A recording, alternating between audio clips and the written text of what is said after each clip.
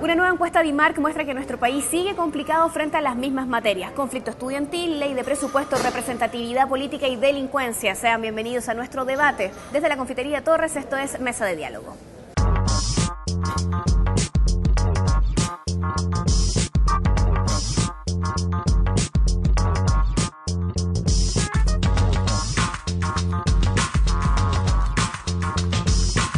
Mesa de Diálogo, desde la Confitería Torres. Estamos con Camilo Férez, asesor comunicacional, experto en temas electorales. Es profesor de la Facultad de Gobierno de la Universidad del Desarrollo. También nos acompaña Eduardo Zafirio, abogado y magíster en Ciencias Políticas de la Universidad Católica de Chile. Fue diputado por la 9ª región y actualmente es profesor de la Universidad Alberto Hurtado y presidente del Centro de Estudios para el Desarrollo. Bien, como siempre, ya estamos instalados en nuestra mesa de diálogo. Esta semana vamos a conversar y debatir sobre distintos temas que están marcando la agenda nacional. Está presente nuevamente el conflicto estudiantil, se cruza con la acalorada discusión del presupuesto 2012, tenemos nuevos resultados de la encuesta de IMARC, hay problemas particulares en el Ministerio del Interior. Le quiero dar la bienvenida a nuestros invitados con todos estos temas que vamos a estar conversando hoy día sobre la mesa. Camilo Férez y Eduardo Zafirio, gracias por aceptar esta invitación a Mesa de Diálogo. Partamos hablando de lo que está pasando en particular con el Ministerio del Interior, esta situación tan complicada que hoy día está viviendo Rodrigo Hinspeter. El ministro, se supo que había aparecido esta renuncia de muy pocas horas en septiembre y en este minuto está también con un conflicto cuestionando a los fiscales. Han salido otras voces también desde el otro lado que dice, el mismo Sabas Chaguán decía que no correspondía tampoco hacer esta como denuncia, ¿no?, de manera pública frente a una parte del Poder Ejecutivo que es completamente distinta. ¿Qué es lo que está pasando al interior de este ministerio?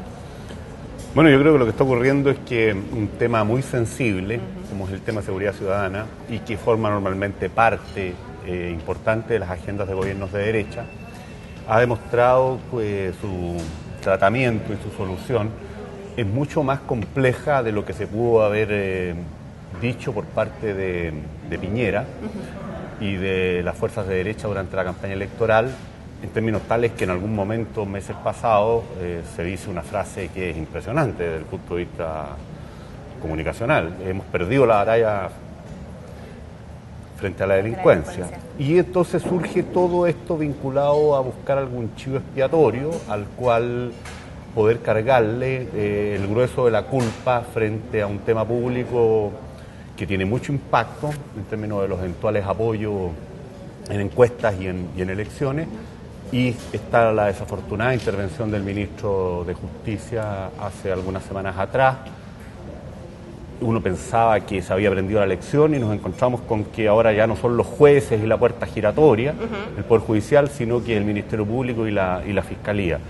Impresionante para uno como observador la torpeza y la capacidad de este gobierno para abrir focos de conflicto con el resto de las instituciones. ¿Se culpó también a los estudiantes frente a esta alza en las cifras de delincuencia? Sí, pero eso es absolutamente poco serio, porque efectivamente hay un problema de movilizaciones sociales muy fuerte los últimos meses, pero poder decir que esto se debe a que las policías están dedicadas al tema del orden público en las calles no tiene ninguna consistencia, porque ahí leía algunas personas que saben de este tema, que están vinculadas a ONGs o a universidades que trabajan permanentemente siguiendo universidades incluso, y decían, bueno, afirmar esto es absolutamente poco consistente, salvo que uno diga en estas horas, en estos días en que hay movilizaciones estudiantiles, se produce un aumento, por ejemplo, de los hurtos o de los robos con violencia. Claro. Entonces, la impresión que a uno le queda es que en definitiva el tema es sumamente complejo, mucho más de lo que la derecha afirmó mientras fue oposición y lo que fue su discurso de campaña. No basta con más policías, ni con subir penas, ni con elementos, aumentar las lógicas represivas, sin perjuicio que eso pueda gustar en términos populares. Y te pueda hacer ganar puntos en las encuestas o votos en elecciones. Y hoy día el gobierno ya va a cumplir prácticamente 2 años y el tema sigue, incluso en peores términos, uno le cree a las últimas encuestas de denuncia. Entonces la tendencia es a culpar a los jueces, a culpar al Ministerio Público, y ahora se trata de vincular esto con el tema estudiantil. A mí me tocó ver la tentación por parte de parlamentarios de derecha de señalar, como yo era diputado por la región de la Araucanía, que el tema mapuche y las movilizaciones mapuches tenían una incidencia también en el aumento de la delincuencia. O sea, es un recurso al cual se echa mano, yo diría en forma bastante poco consistente, como lo señala la prensa de hoy, o lo señalan en la prensa de hoy, 3 personas como son Fruling, Duche de la Diego Portales y Javiera Blanco en Paz Ciudadana, que a pesar de los distintos organismos en los que trabajan, probablemente de aproximaciones ideológicas distintas al tema, llegan a la misma conclusión, que afirmar eso no tiene ninguna base científica y que es poco serio. ¿Hay un problema de conducción, de manejo de parte del gobierno frente a esto que está pasando, en particular en el punto de delincuencia, que en el fondo se hicieron tantas promesas de campaña también con esto de acabar con la puerta giratoria? Sin duda lo que yo veo es un tremendo desconcierto a nivel de prácticamente toda la élite, no solo política, sino que empresarial. Los empresarios han mandado también sus numeritos en estos últimos días. Hay un desconcierto importante al modo como hoy día se están desarrollando las manifestaciones ciudadanas, y no me refiero solamente a aquellas que se movilizan, digamos, en la calle, sino que también a través de las redes sociales, a través de las múltiples formas de expresión de la opinión pública. Y en ese sentido el gobierno, que es una parte importante de la agenda política, digamos, es un fiel reflejo de ese desconcierto. O sea, yo creo que este caso no es la excepción, al contrario, es una forma de verlo muy caricaturesca, por así decirlo.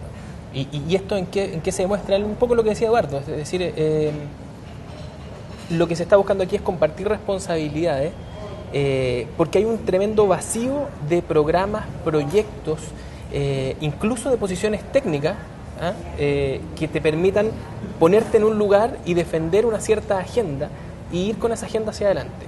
Hay muy pocos hoy día líderes disponibles para jugar con el público en contra, que ese es un elemento clave. Y en segundo término, hay muy pocos líderes imbuidos realmente de una agenda concreta de transformaciones o incluso de contención, como era muy claro en los 90. En los 90 estaba muy claro la posición de transformación y de contención que tenía cada uno de los actores. Y por lo tanto los discursos tendían a zanjarse ya sea por racionalidades técnicas, esto no se puede, salía un economista que te decía que esto no se podía porque tenía un correlato con la inflación, o finalmente esto no se puede porque hay un veto político, que era más bien la excusa que se tenía en cada uno de los sectores respecto de cuánto se podía avanzar. Y eso, que sobre lo cual se giró hasta el hartazgo, digamos, en la transición, hoy día no tiene ninguna cabida.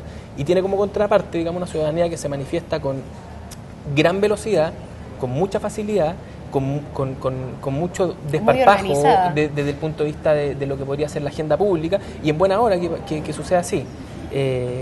Tienes un contexto político, un contexto social donde el miedo, que era el articulador principal de la transición, ha quedado atrás, y por lo tanto hoy día las élites están siendo confrontadas con una ciudadanía que les está exigiendo, y mientras tanto lo único que atinan es a echarse la culpa entre ellos o a tratar de dividir estas culpas entre distintos actores. Y esto del Ministerio del Interior y lo que está sucediendo tiene mucho de eso, esto de dividir responsabilidades.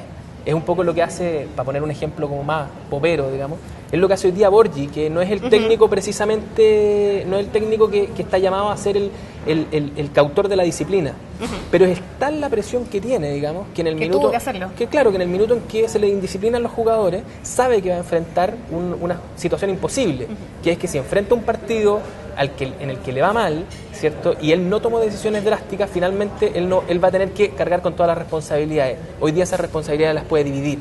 Y ese efecto yo creo que es lo que hoy día tiene a la clase política y a la mayoría, digamos, de la élite tremendamente perpleja, desconcertada y con respuestas que son bastante decepcionantes desde el punto de vista de lo que uno espera en términos de lo que todavía nos queda por hacer en muchas áreas, digamos. Eduardo, cuando hablamos de esta crisis que se está viviendo en términos políticos, es algo que no solamente ataca a quienes hoy están en el gobierno, sino que también a la concertación, a la oposición. ¿Qué es lo que está pasando con esta concertación hoy día? Bueno, lo que ocurre es que, por razones que son múltiples y de las cuales hubo señales, esto no se produjo de improviso, el país hoy día está viviendo una crisis de representación. No le creo a nadie. En el sentido de que hay segmentos, no sé si mayoritarios, pero sí muy importantes de los potenciales ciudadanos, porque tenemos uno de los principales problemas que tenemos justamente que hay 4 millones de eventuales ciudadanos que casi 5, no mayores de 18 no asuman inscritos. ese rol porque no están dispuestos a dar el paso de la inscripción voluntaria, que es el sistema hasta aquí vigente, que sienten que el sistema político no da respuesta a sus demandas. La llegada del gobierno, esto era bastante perceptible y se dijo y se señaló y se conversó y se discutió, no solamente a nivel de los analistas, sino que también era algo que el mundo parlamentario percibía, sin perjuicio de una cierta confianza en el seguro que hasta aquí ha significado el sistema electoral binominal, que le da gran ventaja a los incumbentes al momento de las reelecciones. Pero con la llegada del gobierno de derecha, esto se expresó también con una crisis de distribución. Entonces, aquí, y estas dos crisis se retroalimentan. La gente siente que el sistema político no da respuesta frente a cuestiones que son esenciales. Por ejemplo, protección frente a los abusos, mayor papel regulador del Estado y de sus órganos frente a lo que es el poder fáctico de las grandes empresas, sobre todo en materia de servicios, pero no solo en los servicios, y en servicios básicos. Está el tema de que se empieza a caer el mito de que cada uno en su metro cuadrado, por la vía de aplicarse más en el estudio o en el trabajo o en el emprendimiento, va a tener éxito. Y la gente comienza a darse cuenta de que más bien la mejora en sus ingresos, en su condición y en su calidad de vida, pasa por formas de acción colectiva que son probablemente muy distintas a las tradicionales. Ya no es el sindicato, no es el partido, no es la junta de vecinos, no es la asociación gremial, no es el colegio profesional, pero sí es la calle. Y eso retroalimenta la crisis de representación política, pero son dos crisis las que aquí tenemos, una crisis de representación política y una crisis de distribución que se están alimentando unas con otras, en la medida en que el sistema político que está bloqueado, porque esta es una democracia empatada, donde el sistema electoral juega un papel muy importante, también la exigencia de quórum y una cierta inercia también cultural de los actores que no se dan cuenta o no perciben como uno quisiera los cambios que se están produciendo a nivel de la sociedad, se potencia porque al no alterarse esa situación, los malestares producto de la concentración del poder y de los ingresos y de los frutos del crecimiento material que el país ha tenido y que es muy fuerte los últimos 30 años, no solo los últimos 21 años, termina en definitiva provocando esta situación de indignación, de enojo, de desconfianza y de rechazo en segmentos que hasta aquí han sido solamente grupos medios.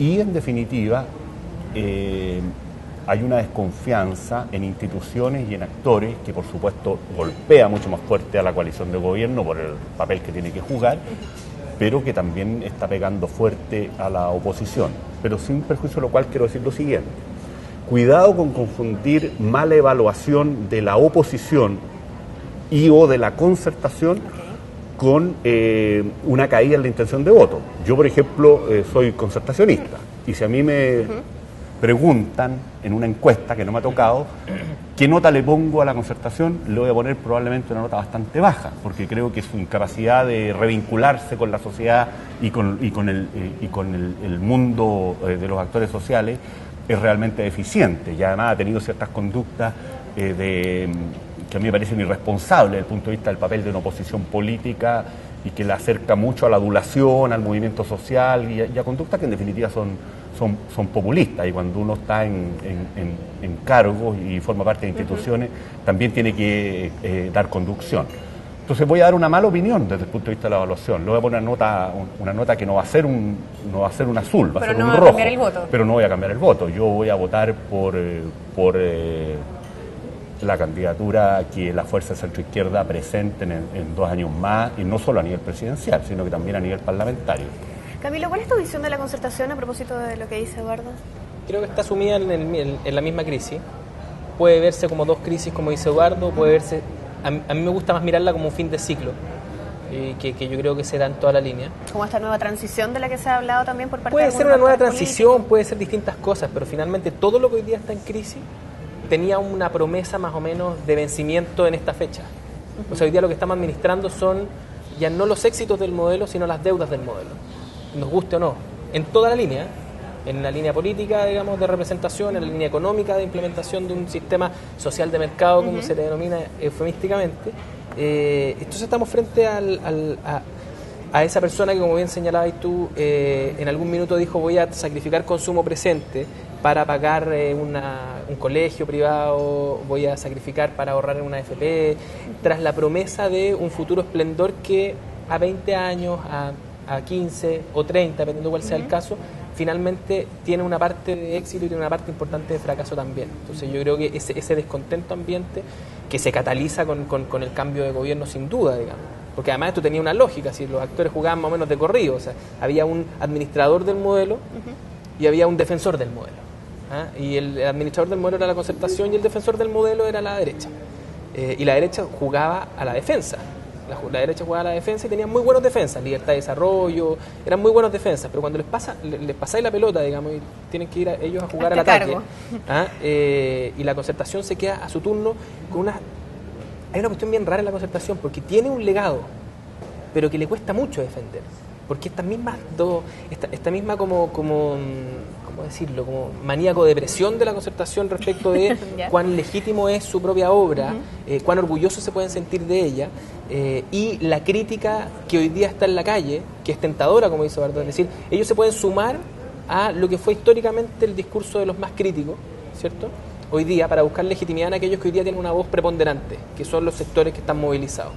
Y entre medio que una obra con grises, con amarillos, con verdes, con rojos, digamos, que alguien debería ser capaz de defender, y no está esa defensa. ¿Fijáis? Entonces a la concertación le va a pasar algo súper parecido en poco tiempo que lo que le pasó a Pinochet. Usted fija, el CERC tiene una medición respecto a la aprobación de la dictadura, que es una serie súper larga, y tú la empezás a seguir y la aprobación es relativamente baja, pero también relativamente estable en el tiempo, y sin embargo en el minuto en el que se dispara, y se dispara estadísticamente significativamente, en 2010.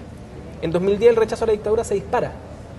Entonces ese modelo, digamos, que en algún minuto tuvo defensores, ¿cierto?, y que dejó de tenerlos por este cambio de roles, pasa a convertirse más bien en algo sobre lo cual no hay nada que rescatar, ¿cierto? Y bueno, en buena hora por todos aquellos quienes dijimos en su minuto que era un pésimo modelo, un pésimo país y una pésima experiencia política, pero la concertación, si es que quiere hacer algo como lo que hizo Eduardo, es decir, convertirse en una mayoría política viable, no solo por el subsidio de la oferta, no solo por el hecho de que hoy día pueden estar mal evaluados y después tú vayas a ir y lo que tenéis que elegir es entre dos males menores. ¿Cuál es el menor? Claro. Si la concertación quiere hacer algo respecto a eso, va a tener que también dentro de su propio proceso interno encontrar aquellas cosas que sí la identifican, y que son capaces de constituirse en una oferta creíble y estable en el tiempo, no por el mero contraste respecto de que ellos lo hacen peor. ¿Me explico, no? Porque para eso la verdad es que la gente ha demostrado y viene demostrando electoralmente hace mucho tiempo que está muy disponible al cambio. Sin ir más lejos, lo que sucede hoy día con Piñera es eso. O sea, Piñera todo su primer año jugó a que tenía una mayoría sociológica que no tenía. Él lo que tuvo fue una mayoría coyuntural, que estuvo subsidiada por el concepto cambio, ¿ya? Y la gente estuvo muy dispuesta a votar por el cambio. Y venía ya muy dispuesta a votar, si la votación de Lavín es así. Si tú miras el segmento de los switchers, de los electorados que se va moviendo, votó por Lavín, después votó por por Bachelet, después votó por Marco y después votó por Piñera. O sea, se fue moviendo, digamos, en términos de que estaba muy disponible a dar pasos de cambio. Y en ese sentido, la concertación, si no es una oferta solo a nivel de contraste, sino que una oferta creíble respecto de una posibilidad de construcción de algo nuevo, yo creo que sí electoralmente está complicada. Ahí yo discrepo contigo, es decir, hoy día podemos decir, claro, si te ponen un candidato de la concertación versus uno de la UDI, bueno, vas a tener este subsidio de la oferta. Pero eso no se constituye en un proyecto político y no asegura estabilidad, que es lo más complicado de todo. Los quiero invitar a hacer un alto, un segundo. Vamos a separarnos tan solo un instante. Seguimos haciendo mesa de diálogo desde la Confitería Torres. Me quedan más preguntas aquí en el tintero, pero quiero separarnos diciendo lo siguiente. No confundir la mala evaluación que se puede hacer a la concertación con la intención de voto, es lo que nos dice Eduardo Zafirio, mientras que Camilo Pérez hablaba de esta como más bien crisis de identidad, que es algo que también la concertación va a tener que resolver frente a los nuevos tiempos. Regresamos con más aquí a Mesa de Diálogo.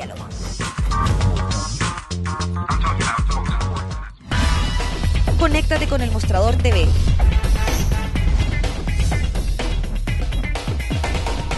Búscanos en Facebook. Síguenos en Twitter. Comparte nuestros videos. Y revisa nuestra web. Nos mantenemos conectados a ti gracias a las redes. El Mostrador TV. Estamos de regreso, hacemos mesa de diálogo desde la Confitería Torres. Saludamos, y no lo habíamos hecho hoy al principio del programa, a toda la gente que nos ve, colonias chilenas residentes en distintas partes del mundo que se conectan también a través de elmostrador.tv. Eduardo, me dijiste, es importante mencionar algo o rebatir algo de lo que había dicho Camilo. No rebatirlo, pero porque comparto la idea general, pero darle otro enfoque. Yo creo que efectivamente cuando se dice que la concertación, y es uno de los motivos que yo personalmente le reprocho, porque uno puede entender que se llore sobre el ataúd después de una derrota electoral 1 o 2 meses, pero ya continuar 1 año y medio, ya más una cierta confusión en el funeral, ya es demasiado. El tema del legado o del balance Maduro. Yo creo que la concertación, que no ha tenido capacidad de hacer una autocrítica y un análisis fino de por qué perdió, se puede ver muy complicada no solamente en este rechazo a lo que es su papel como oposición que vemos en las encuestas, sino que sobre todo desde el punto de vista del diseño de un proyecto futuro. ¿Por qué?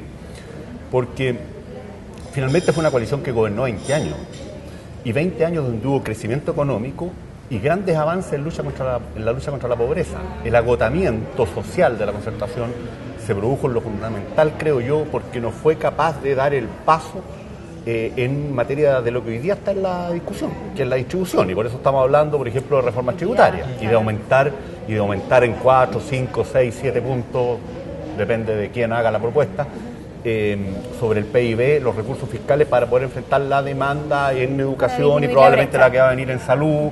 Y está el tema también de las pensiones, que no pensemos que está resuelto definitivamente, sobre todo como uno ve cómo están cayendo los fondos de pensiones producto de las turbulencias en las bolsas y en el mundo financiero. Entonces, un eventual gobierno de la centroizquierda en 2 años más, cuidado, no solamente va a requerir respuesta, que es compleja, si uno la quiere hacer en serio, requiere estudio, análisis técnico y construcción de un bloque político para redistribuir de mejor manera los frutos del avance material del país, que eso es algo obvio, lo ve todo el mundo, lo ve Longueira, por ejemplo, y por eso tanto guapo al empresariado, y también algunas medidas concretas, por ejemplo el papel de Peribonio en el CENAC, a mí me parece una conducta valorable, esto no es solo cuento o juego para las cámaras, en mi opinión. También hay una cierta empatía con la situación de abusos por parte, no sé si de todo el gobierno, pero por lo menos de algunos funcionarios como este que acabo de señalar. Pero atención, la ciudadanía también te va a pedir crecimiento económico y seguimos teniendo un 15% de pobreza dura, pese a los avances, no es el 40%, pero es un 15% de pobreza dura, que es un tremendo desafío desde el punto de vista de las políticas sociales. Entonces, no ser capaces de hacer un balance maduro y decir, mire, mal que mal la ciudadanía nos dio durante 20 años una mayoría de gobierno y además ganamos 3 elecciones parlamentarias consecutivas, en términos tales que incluso en la última elección la concertación tiene más apoyo que la derecha en la elección parlamentaria. Significa que no hiciste todo mal, y que probablemente tu balance te arrojaría en la última línea un balance positivo y no negativo. Entonces, esta confusión puede significar que se lea mal lo que hay que hacer en materia de políticas públicas, porque yo lo quiero decir con mucha claridad. En un nuevo gobierno, la centroizquierda, aquí va a haber que distribuir mucho mejor, eso es evidente, lo ve todo el mundo, pero también va a haber que sostener el crecimiento, entre otras cosas porque las políticas sociales se sostienen responsablemente sobre un componente importante de crecimiento económico. Y este país sigue teniendo un 15% de pobres, de pobreza dura, que no está en las calles, porque ahí no están los hijos, sus hijos no, salvo en un margen muy pequeño, no están en la educación superior, probablemente no eran sujetos de crédito ni siquiera para la Polar, que hemos visto que era muy generosa a la hora de otorgarlo y de renegociarlo. Y esos temas van a seguir. Entonces, lo que viene para adelante como desafío para la oposición, más genéricamente incluso que para la concertación, es tener capacidad de generar un programa de gobierno consistente, no demagógico ni populista, consistente, de armar la mayoría político-electoral y parlamentaria para empujarlo, pero no solo en términos de distribución, sino que el país va a pedir crecimiento económico y va a seguir presente el tema de ese 15% de pobres. Entonces, la ausencia de un balance maduro no solamente genera estos problemas de identidad o de confusiones o esta especie de Babel, para decirlo elegantemente, o de loquerío por parte de la oposición, sino que también puede ser una pesada mochila a la hora de hablar en serio en una oposición que quiere ser alternativa de gobierno. Que decir, bueno, ¿qué vamos a hacer nosotros para que no nos pase lo que le está pasando a este gobierno con los tantaucos? Porque esto no se improvisa. Camilo, tú fuiste parte de la campaña de Marco Enrique Minami y que frente a lo que decías y mencionabas tú mismo recién en el primer bloque de esta disposición de la ciudadanía a enfrentar un cambio, en algún minuto esa fue también una carta de cambio. ¿Cuál es la situación hoy día frente a un candidato como Marco Enrique Minami? ¿Qué pasó con él en este tiempo? La oferta, lo que yo he visto ahora en el caso de Marco es que él está formando el segundo elemento más importante de un proyecto político que es un partido. Sí. No lo tengo de primera fuente, no estamos trabajando juntos, por lo tanto no puedo arrogar la representación de lo que está haciendo.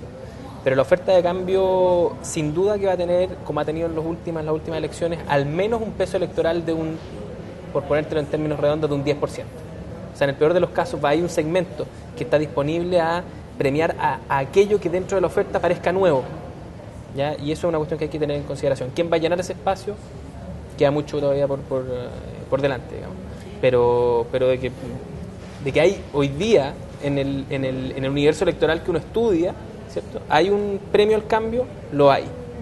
Y si efectivamente fuesen las cartas electorales, no sé, a la mano, Goldborn versus Michelle Bachelet, eventualmente Marco, ¿cierto? Ahí en las campañas van a desarrollar cuál es finalmente la oferta que concita ese elemento de mejor manera. Ahora, frente, insisto, con esta mirada de una ciudadanía dispuesta al cambio, aparece la carta de Marco Enrique Minami, finalmente en este tiempo lo vemos un poco desaparecido, armando su partido, pero podría volver. Cuando tú dices hay una crisis de representatividad, la gente hoy día necesita nuevos líderes, pero se habla de nuevos líderes y tenemos como futura candidata nuevamente a Michelle Bachelet. Sí, a ver, no solamente necesitan nuevos líderes, sino que yo creo que esta cuestión es bastante más profunda. Por ponértelo en términos gráficos, las instituciones son como una especie de foto. O sea, tú sacas una foto de la distribución del poder después del último gran conflicto, que en nuestro caso, ¿cierto?, es probablemente el fin de la dictadura, y esa foto tiene un clivaje que es el sí y el no, y se agrupan hacia el sí y hacia el no, ¿cierto?, y quienes tuvieron las distintas sensibilidades a partir de eso electoralmente hablando. Esa foto que se tomó, ¿cierto?, en 1990, y que tiene un antecedente, digamos, con los partidos tradicionales previos, está muy desactualizada. Es decir, en todo este periodo se ha generado poder, representación, capacidad de influir en la agenda, ¿cierto? Que no está presente en ninguna de esas instituciones, no está presente hoy día en el régimen electoral que tenemos, ¿cierto? No está presente en las libertades civiles que tenemos, no está presente en las libertades sexuales que tenemos, esa foto está muy desactualizada, por lo tanto, esto no es solamente de cuál va a ser la oferta electoral desde el punto de vista de un enfoque tradicional, sino de cuán representativa va a ser de la capacidad real de movilización que tiene la sociedad en su conjunto. Tú me estás hablando en el fondo de asignarle también importancia al plan de gobierno y no solo la figura que lo representa. Y a cómo la oferta política, cómo el sistema político es capaz de administrar las tensiones que se producen a nivel social y tratar de representarlas.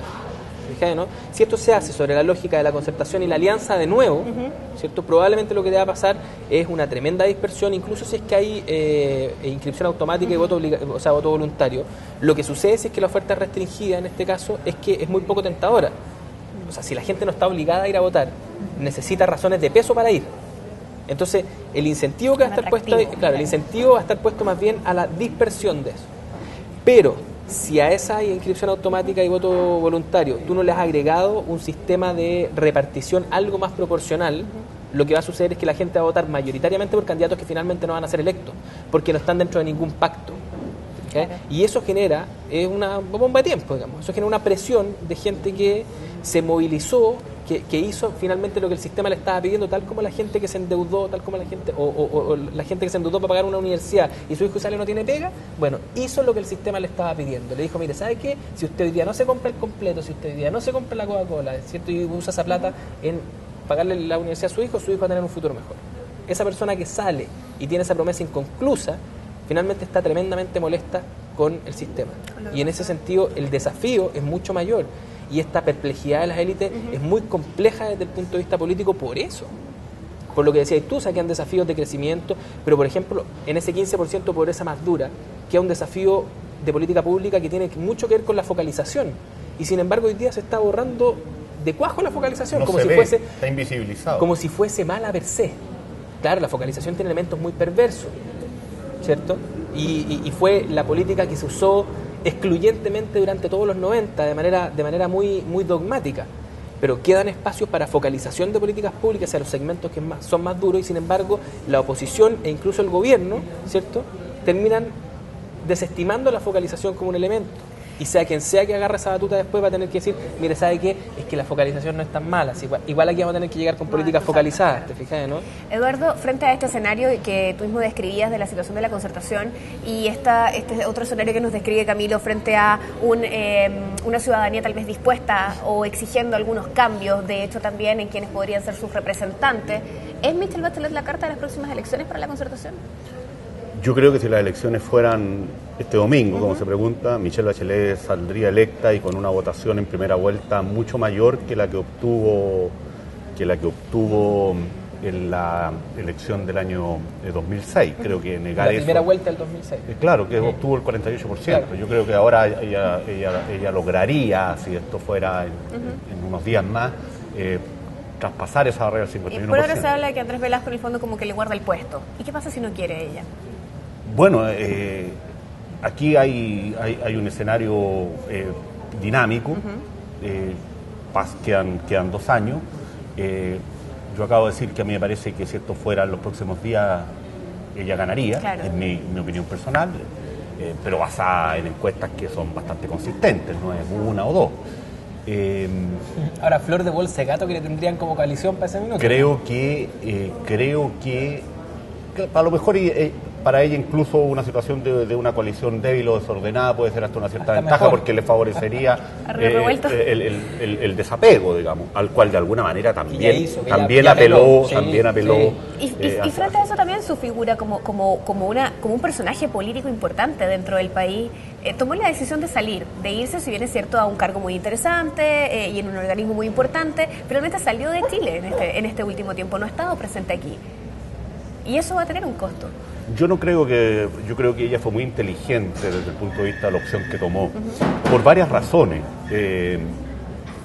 Pero además yo pienso que cargos de esa responsabilidad en el sistema internacional, en el sistema de Naciones Unidas, y lo que permite, posibilita que los políticos se reciclen y que estén en un mundo que es un mundo bastante menos chato del mundo de la política del día a día. y ella además es una mujer con vasta experiencia política, una connotada militante desde sus años de universidad. Comprar a Michelle Bachelet como una persona ingenua en materia de ciertos códigos políticos yo creo que no es entender nada. Consiguió cosas muy notables, como fue el apoyo con que terminó su gobierno, en medio de una crisis económica y de una situación que no era de bonanza. Y creo que esto puede ayudar mucho, no solamente porque nos está pagando ciertos costos en un cuadro de desorden post-derrota del centro izquierda, que es muy complejo, sino que porque yo creo que ella va a llegar bastante reciclada en un mundo que está cambiando después del crash de la subprime el año 2008. Porque lo que es claro hoy día en términos intelectuales y políticos es que aquí se cerró claramente un ciclo de auge del pensamiento único, de lo que se conoce como neoliberalismo, y desde Angela Merkel a Sarkozy, pasando por Obama, el discurso, a lo menos el discurso, es otro. De modo tal que yo creo que ella está en una posición espectacular el día de hoy, sin perjuicio de lo cual quedan 2 años, alguien dijo todavía, que una claro, semana en política es mucho tiempo. Yo espero que ese capital político que el país tiene, no solo la Concertación, que Michelle Bachelet no se dilapide por errores, no solo de ella, sino que a mí no me han gustado algunas declaraciones que me han parecido muy torpes de políticos más jóvenes de la Concertación que tienen el legítimo derecho a ganarse un espacio, pero que no puede ser sobre la base de denostar un liderazgo que está instalado, entre otras cosas porque, como tú dijiste, Michelle Bachelet ni siquiera está en Chile, por lo tanto no está haciéndole la sombra a nadie. El problema está en otro lado, si es que se marca 1 o 2 puntos en las encuestas, no en que una persona tiene 70 o 80 de aprobación. Pero la situación es dinámica y habrá que verla, porque creo que además el tema no es solo ganar una elección, es poder enfrentar esta nueva demanda por mayor igualdad, el tema de la distribución, de lo que hablábamos recién, claro, pero sosteniendo el crecimiento, preocupándose de ese 15% de pobres que no están en las calles, no están organizados, no están en los medios de comunicación.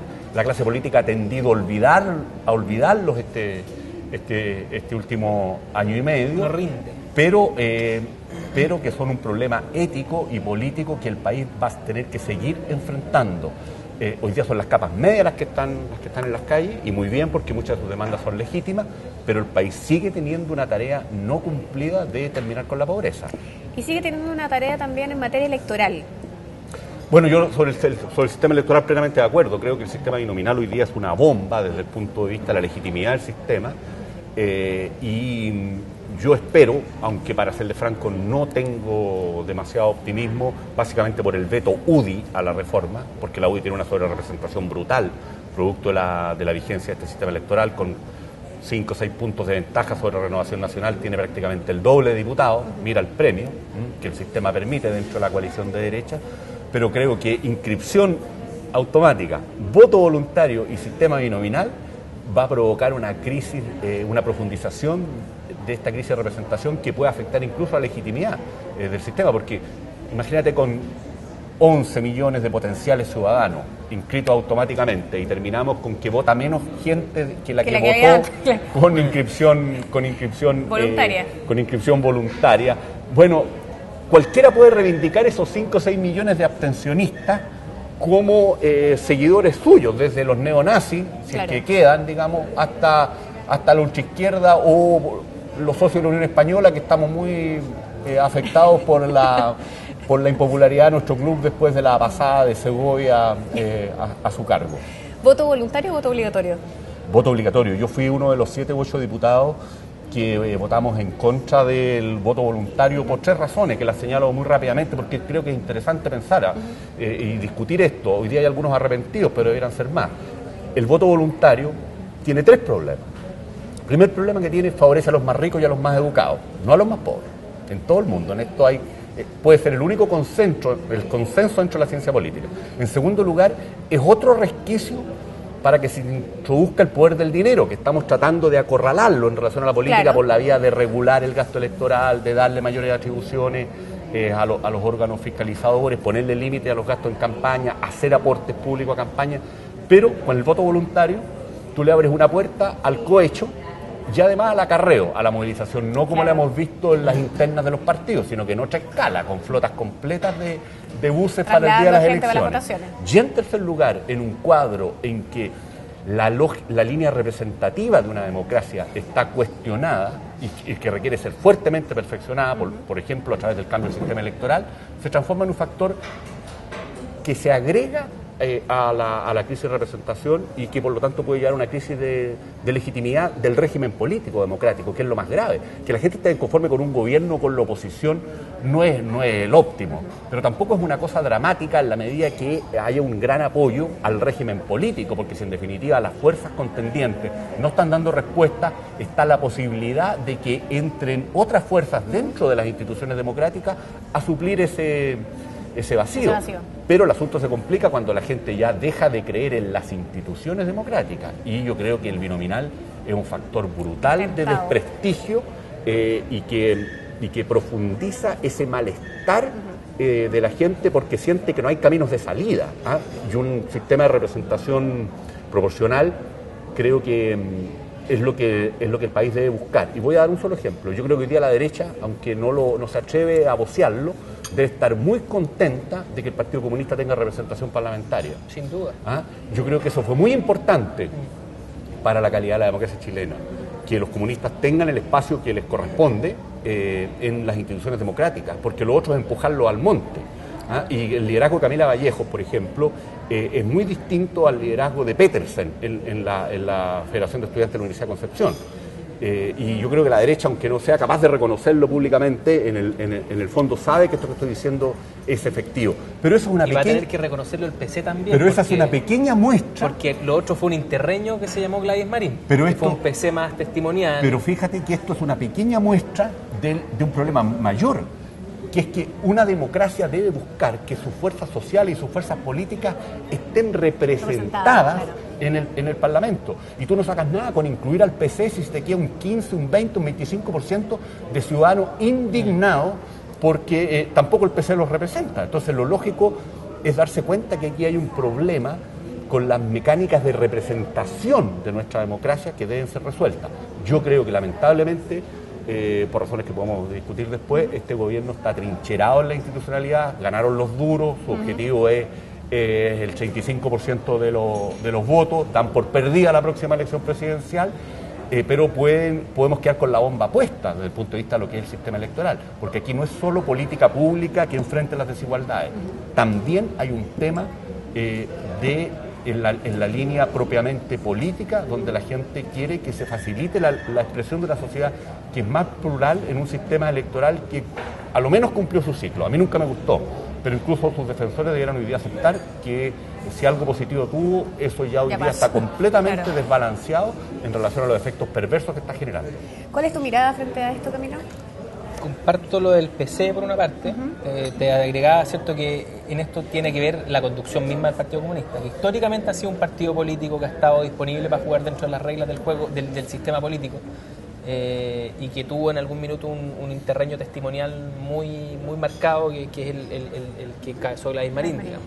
Y uno tiende a tratar a confundir al PC con ese PC, y la verdad es que si uno lo mira en su mirada larga es mucho más parecido a lo que hoy día hace Tellier, históricamente el PC, que lo que hizo en su minuto con Gladys Marín. Son circunstancias distintas, son contextos distintos, no vale la pena, digamos, analizarlos, comparar peras con manzanas, pero eso de todas maneras. Y respecto a la representación, claro, no solamente tenemos una crisis de representación, sino que además tenemos una crisis de vehiculización de pequeñas demandas. Chile tiene que tomar una decisión. Hoy día nosotros estamos adoptando una posición muy conservadora, que es comprarnos a costa de mayor inestabilidad social una mayor estabilidad política. Y la estabilidad política no es un bien en sí mismo. ¿Te fijas, no? Tú puedes tener en democracias que están más o menos maduras y consolidadas ciertos niveles de inestabilidad política, cambios en los pactos, cambios en las fuerzas y en las correlaciones de fuerza, que una vez que la sociedad, cierto, tiene un ritmo de vida, cierto, de normalidad, no te van a afectar desde el punto de vista de los grandes números, que es lo que probablemente le interesan a las agencias clasificadoras de riesgo, por ejemplo. ¿Te fijas, no?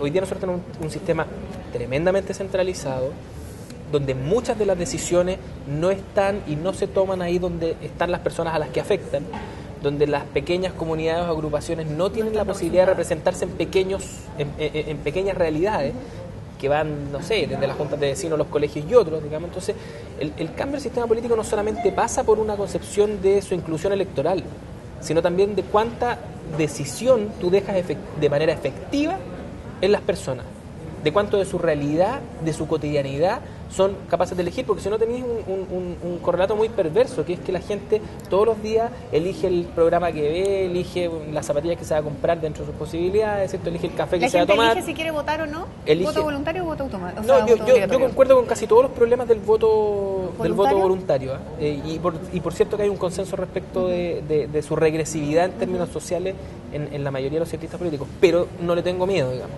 O sea, me parece mucho más importante la inscripción automática, ¿ya? Es decir, la ampliación del potencial electoral, incluso si va con voto voluntario, ok, habrá que perfeccionarse más en lo que tiene que ver con la seducción de la ciudadanía para que se presente a votar en ciertas ofertas electorales. Pero me parece mucho más importante la ampliación, la incertidumbre de alguna manera que obliga a cierto nivel de perfeccionamiento a las élites políticas. Y este terror frente al cambio del padrón electoral. El terror frente al cambio del padrón electoral, bueno, sí. Y efectivamente hay un problema muy serio en cuanto va a pesar el dinero en eso, y son cuestiones que hay que perfeccionar sin duda. Ahora, yo creo que el cambio se necesita sí o sí, y hoy día el consenso va hacia la inscripción automática con ese apellido que se llama voto voluntario. Claro. Me parece mejor la inscripción automática y el voto voluntario que lo que tenemos hoy día. Me parece mejor. Ahora, la inscripción automática y un voto obligatorio y una desafección voluntaria, donde la gente se pudiese desinscribir. Parte inscrita, pero si tiene la intención realmente de marginarse se puede desinscribir, me parece incluso más... Hay mecanismos de salida, me parece mucho más interesante, digamos. Tú puedes pedir, puedes decir, ok, voto voluntario, pero hay que avisar un mes antes que no se va a votar. Pero aquí parece que la clase política tuviera bastante poca voluntad para que eso se concrete, pensando, por ejemplo, en las municipales del próximo año. Y además, y lo hemos conversado en otras ocasiones, en esta misma mesa ha habido parlamentarios que dicen, si algo, lo más mínimo, llega a fallar en el sistema, no podemos poner en riesgo un sistema electoral como el que tenemos en Chile. O sea, es como, sí, es como estamos súper de acuerdo que queremos que salga, pero no vaya a pasar algo. Es como que le pidiera a Wall Street que hubiese frenado sus impulsos antes de la crisis subprime. Todos piensan que esa semana ellos sí se van a salvar y que el crash viene, pero ellos sí se van a salvar. Yo quiero decir lo siguiente, si es que esto tiene que ver con algo que partimos conversando. El liderazgo democrático es representación, pero también es dirección. Uno no puede hacer política solo en base a encuestas. Ya hay temas donde las encuestas dan lo mismo.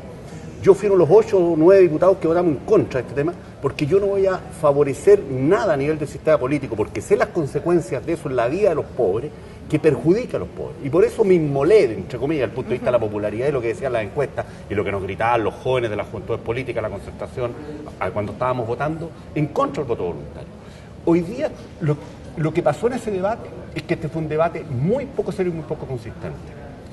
El tema de los problemas técnicos para la inscripción, bueno, se debieron haber visto durante el debate parlamentario, que no duró una semana, ni 15 días. En segundo lugar, ha habido bastante tiempo para implementarlo. Lo que ocurre es que hoy día hay susto por parte de la gente que está en cargo de elección popular, porque le están tomando recién el peso a lo que puede significar este cambio en el padrón electoral, con movimiento además, si es que el voto es voluntario, porque va a haber gente que no estaba inscrita y que ahora va a votar, y gente que estaba inscrita y que ahora no va a votar. Por lo tanto, el elemento de incertidumbre es sumamente fuerte. Y además, este pánico ha aumentado a raíz de que una sociedad civil que estaba muy dormida, salvo episodios, hoy día tiene sus capas medias movilizadas hace 5 o 6 meses, en términos que este país tiene hoy día.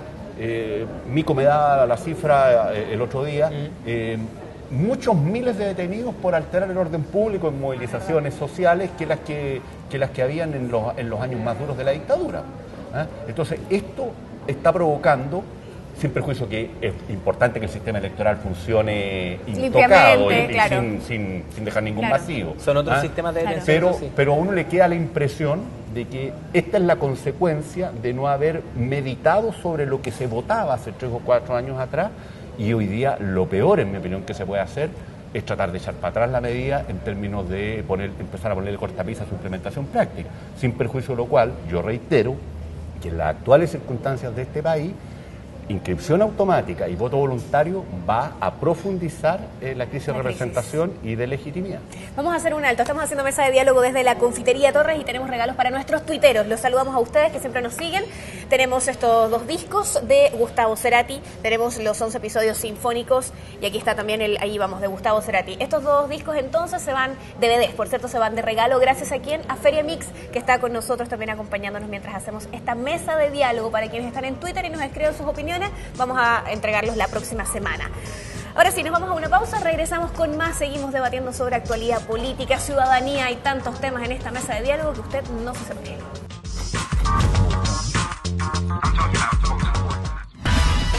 Conéctate con El Mostrador TV.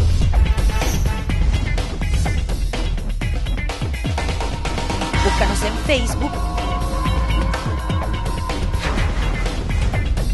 Síguenos en Twitter. Comparte nuestros videos.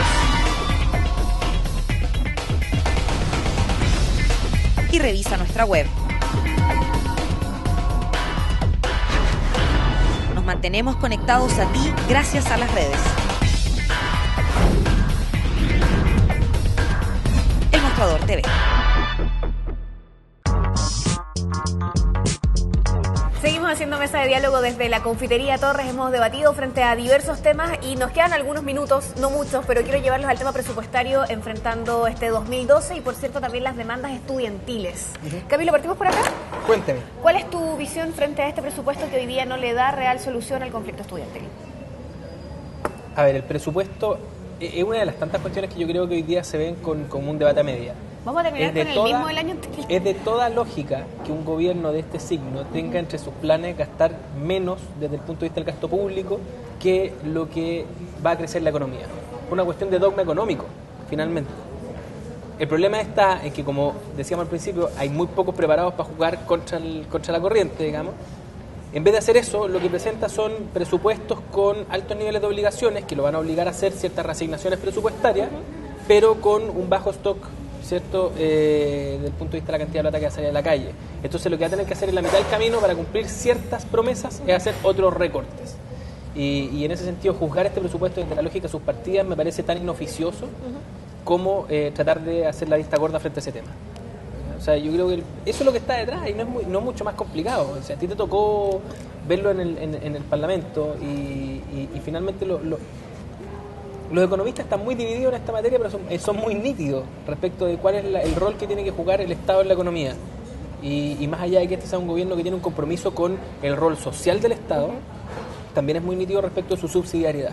¿Tiene un compromiso con el rol social del Sí, Estado? claro, porque efectivamente ha aplicado políticas que tienen que ver con que el Estado se hace cargo del diferencial de prestaciones que no reciben los más ancianos, el diferencial de prestaciones que reciben ese 15%. ¿Te fijas? O sea, el Estado hace una parte de la pega que no hace el sector privado y la sigue haciendo. En ese sentido, el gobierno no ha dado un vuelco. Pero también a mí no me cabe ninguna duda que en Hacienda y que el propio presidente consideran que sería un crimen, digamos, desde la lógica de ello, que el Estado salga en estas condiciones a gastar más plata de lo que va a ser el crecimiento final de la economía. En ese sentido, hay un poco de maquillaje contable en toda esta discusión. Bueno, lo que ha pasado también en el presupuesto es bien insólito. Se anuncia 4.000 millones de dólares para resolver el conflicto estudiantil. Claro. Un analista insospechado desde el punto de vista de su simpatía hacia el gobierno de derecha como Zweyer, del Centro de Estudios Públicos, señala que estos 4.000 millones de dólares en realidad son una ilusión comunicacional o que hay detrás un juego contable, como aquí se ha dicho, pero que no hay platas nuevas. Y luego se envía un presupuesto de educación en medio de lo que se supone que además es un proceso de diálogo con el movimiento social estudiantil y con la oposición, donde después de algunas semanas, frente al rechazo de la cifra prevista por parte de senadores y diputados de la derecha, se terminan anunciando 1.200 millones de dólares adicionales.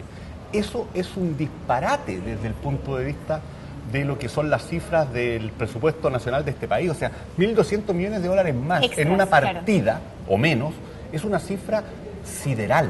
Esto con las negociaciones colectivas regladas. Gigantesca. Al final del día cada uno parte desde un punto para saber que va a llegar a un punto medio.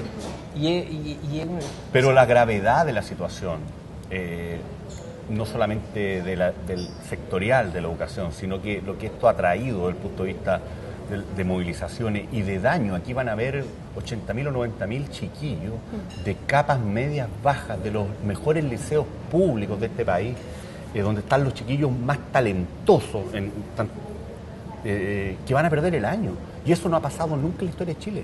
No pasó en momentos de conflicto ideológico y político brutal. No pasó en el 68, en el 69, en el gobierno de Frei Montalva, donde hubo huelgas durísimas, incluida la del Poder Judicial. No pasó durante los 3 años del gobierno del presidente Salvador Allende, donde tuvimos un paro de octubre que prácticamente paralizó al país.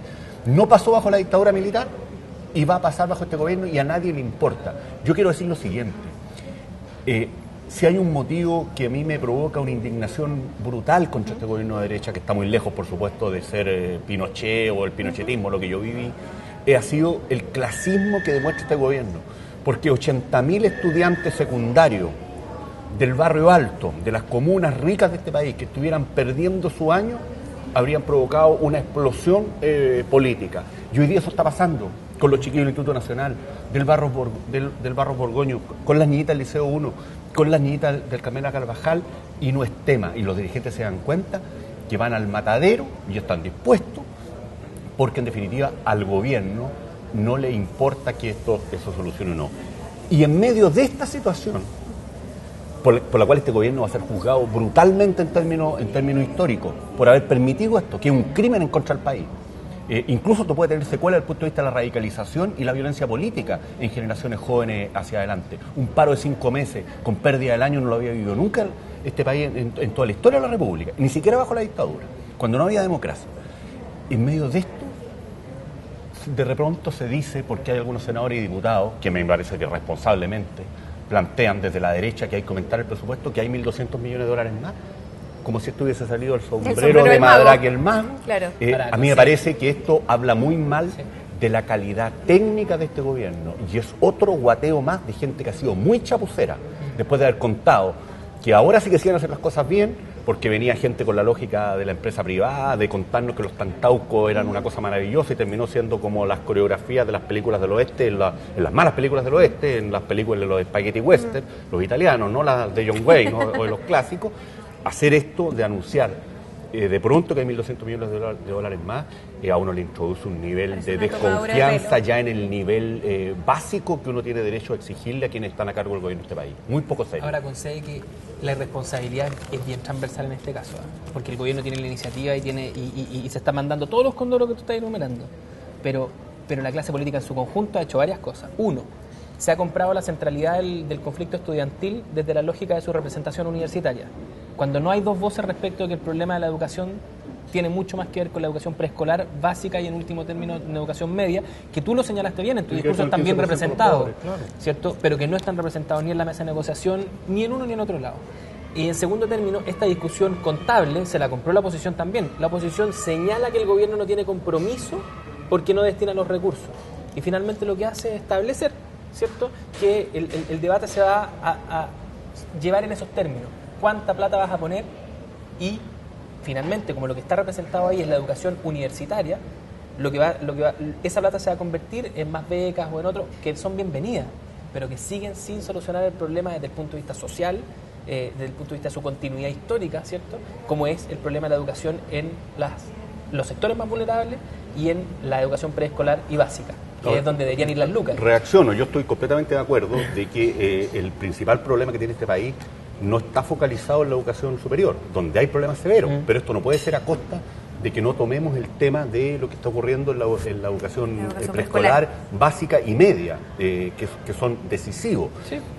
Y eso genera también un problema de equidad. Yo no soy partidario del 100% de gratuidad de la educación superior. Lo digo de partida, porque creo que eso es absolutamente regresivo.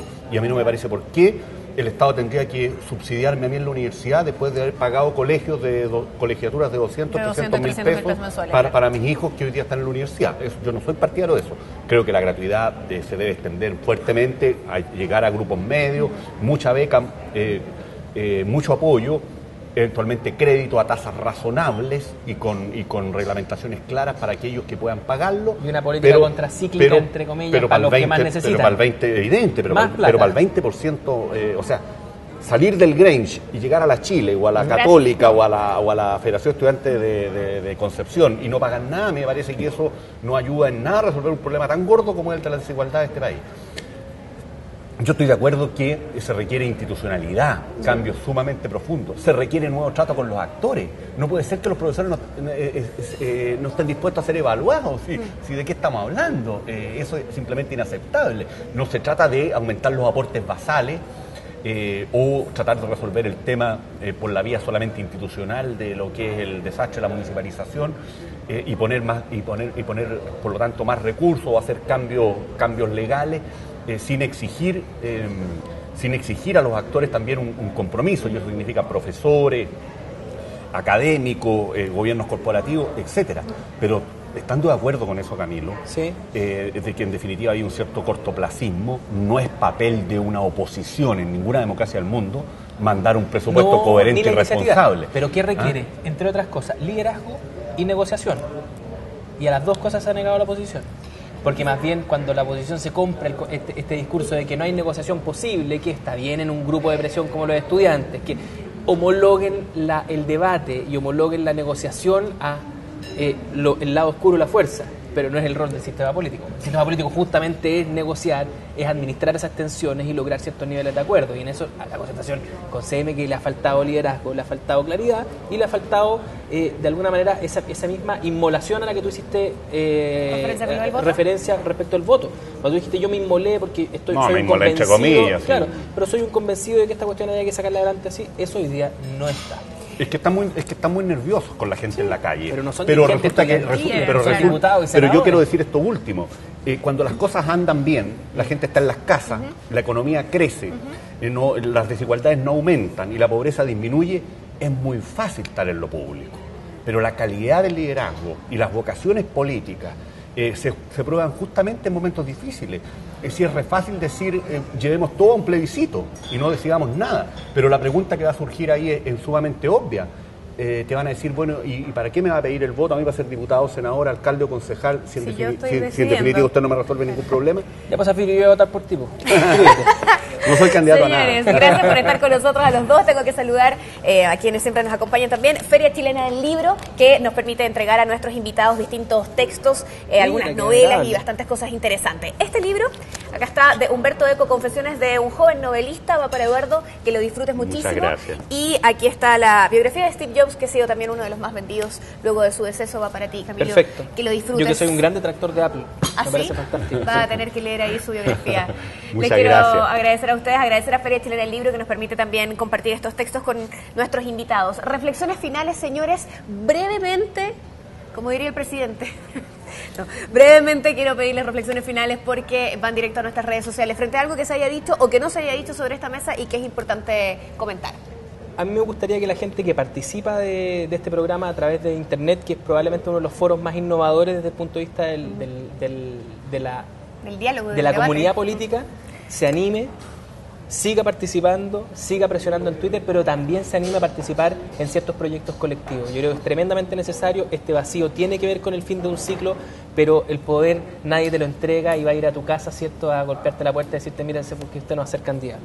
Históricamente eso no ha sido así, hay que saltarse la fila, hay que romper ciertos cánones y sería muy bueno de todas las posiciones políticas, sensibilidades, y creo que gente nueva se pusiese a disposición de poner de una vez por todas en la práctica, en tela de juicio, el sistema político en su foto actual. De una buena vez. Dos reflexiones. Primero, felicitarlos. Creo que gran parte de la chapucería en política y del desprestigio y de la desconfianza y de la indignación de mucha gente tiene que ver porque la esfera pública es de mala calidad. Y programas como los que ustedes están tratando de hacer ayudan a mejorar eso. Nunca olviden los periodistas que un periodista inteligente y bien preparado va a provocar inmediatamente que un político a la segunda entrevista va a decir muchas menos tonterías que la que dijo en la primera. Por lo tanto, hay un papel bien importante ahí para poder tener un debate de calidad como el que requiere este país frente a muchísimos temas, no solo los que hemos discutido hoy día. Y lo segundo, en la misma línea. Yo lo que le quisiera decir a las personas que están escuchando, que están desconformes con la política, pero que tienen un compromiso democrático, con lo cívico, con lo público, que quieren que el país avance, ¿sí? Es que aquí tienen dos alternativas, porque no hay más, si es que uno quiere dejarse de ilusiones. O entran a militar a los partidos existentes para reformarlos y mejorarlos, o crean nuevos partidos, pero que no se hagan ilusiones. Las democracias no operan sin partidos políticos, así como los derechos de los trabajadores nunca están bien defendidos cuando no hay sindicatos. Gracias a los dos por estar con nosotros, Camilo Pérez y Eduardo Zafirio. Un privilegio poder conversar. Agradecemos a toda la comunidad que nos sigue también a través de internet, a través de las redes sociales, al mostrador.tv, que es nuestra casa, la que nos permite llegar hasta ustedes, y por supuesto a la Confitería Torres. Nos vemos en la próxima. Gracias a los dos. Chao, chao.